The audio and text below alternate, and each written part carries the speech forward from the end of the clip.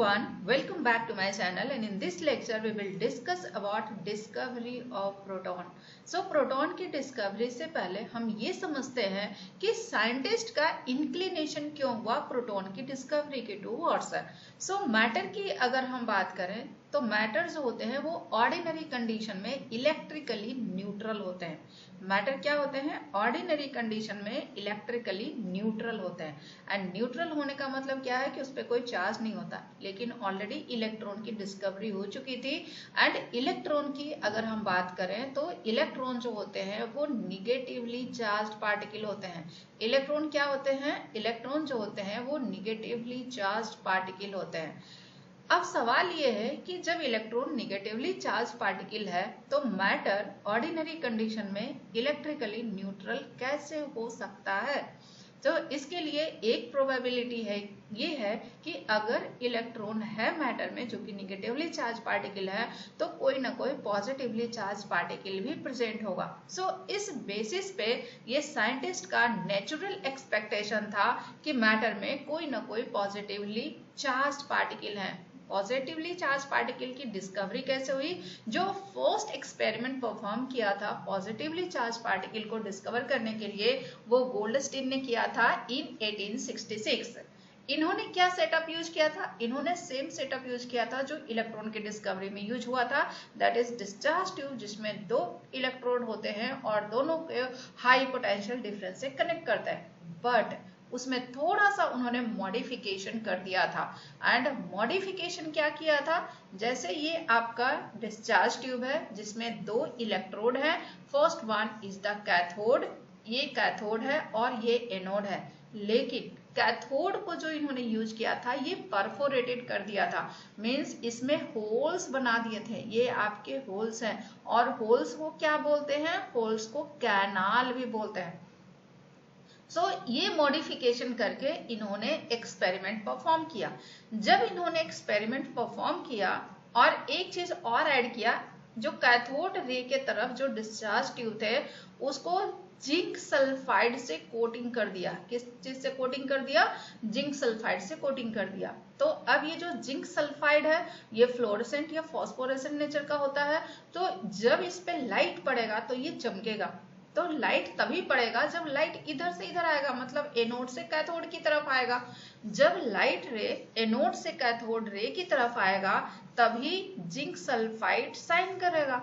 तो इसका लिए एक्सप्लेनेशन क्या था कि जब इनका इलेक्ट्रोड को हाई पोटेंशियल डिफरेंस से कनेक्ट किया गया तब ये पाया गया कि इलेक्ट्रॉन इस डायरेक्शन में मूव कर रहे हैं, मतलब कैथोड से एनोड की तरफ एक रेज आ रही है जिसको कैथोड रेज बोलते हैं और यही इलेक्ट्रॉन है। ये ऑलरेडी डिस्कवर हो गया था, लेकिन इन्होंने एक और सरप्राइजिंग चीज पाया कि एनोड से कैथोड की तरफ भी रेज आ रहे हैं। ये कैसे पता चला?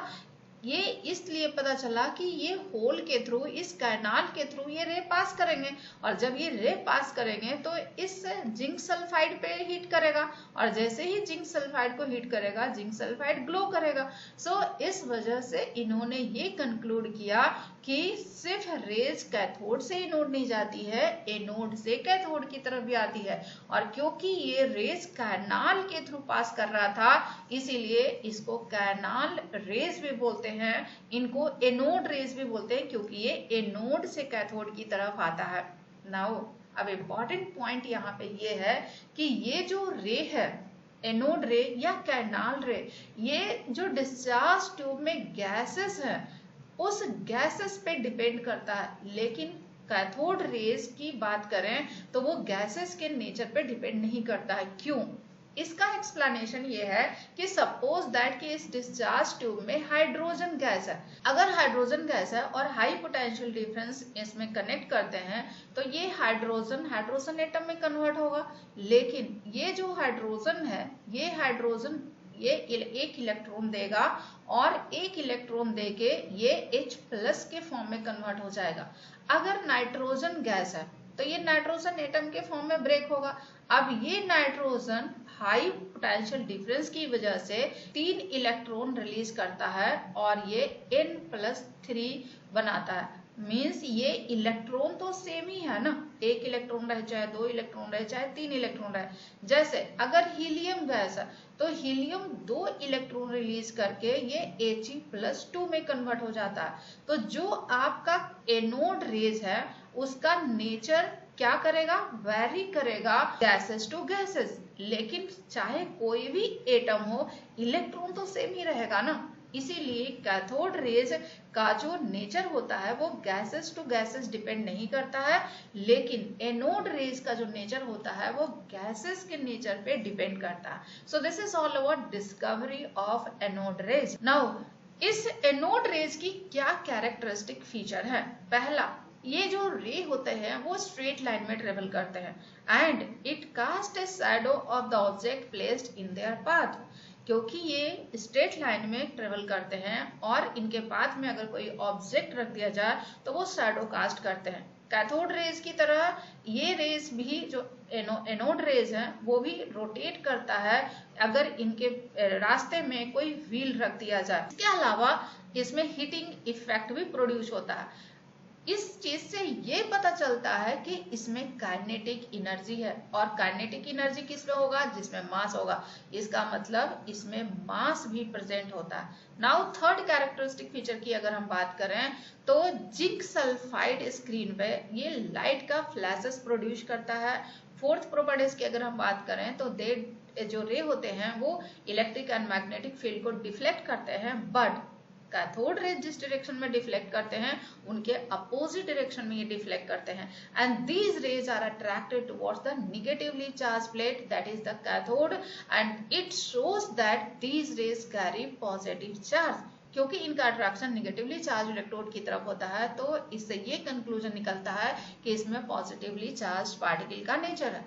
This raise can pass through thin metal foils, thin metal foils के थ्रू ये पास करता है।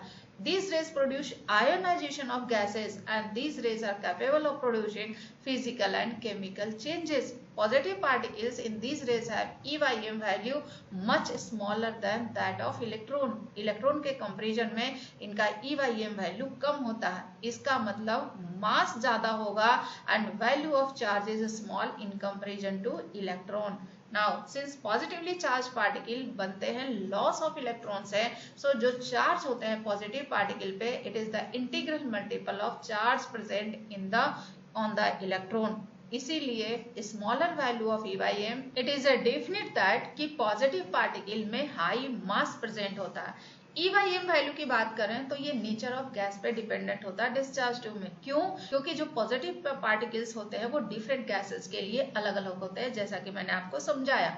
Largest ratio of EYM is found for hydrogen gas. क्यों? क्योंकि हाइड्रोजन गैस का मास कम होता है और जैसे जैसे एटम का मास बढ़ते जाएगा EYM वैल्यू कम होता जाएगा।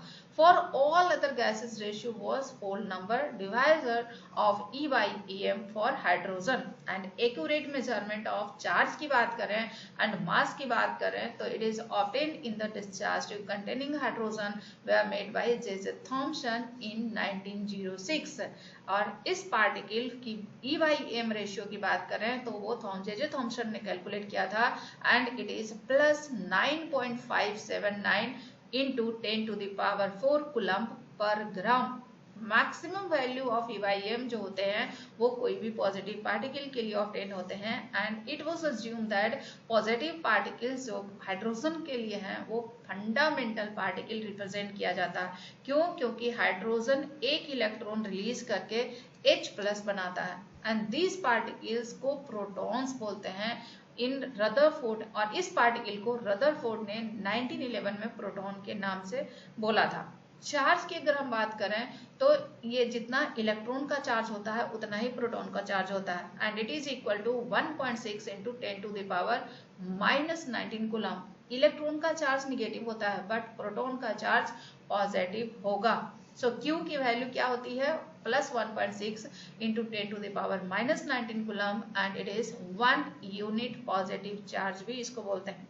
मास की अगर हम बात करें, e by m value already calculated है, चार्ज पता चल गया है, तो चार्ज को ई बाई एम वैल्यू से डिवाइड करेंगे तो अल्टीमेटली मास निकल कर आ जाएगा and it is equal to 1.672 into 10⁻24 gram. अगर इसको केजी में करेंगे it is equal to 1.672 into 10⁻27 KG and it is equal to 1.0072 AMU. So this is all about discovery of proton. In our next lecture, we will discuss about Rutherford experiment, that is discovery of nucleus.